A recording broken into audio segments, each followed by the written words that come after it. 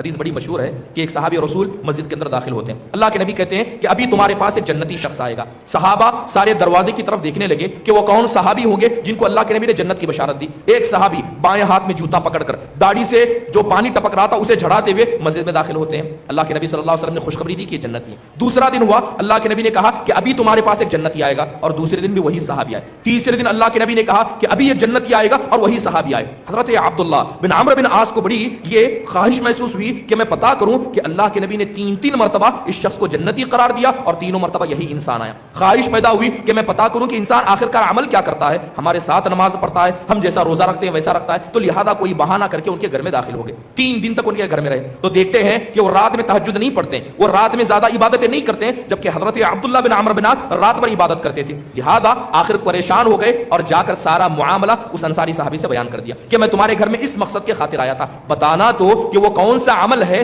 جس کی وجہ سے تم اپنے دل میں امید رکھتے ہو کہ اس عمل کی وجہ سے اللہ کے نبی صلی اللہ علیہ وسلم نے یہ خوشخبری تم کو دی ہوگی.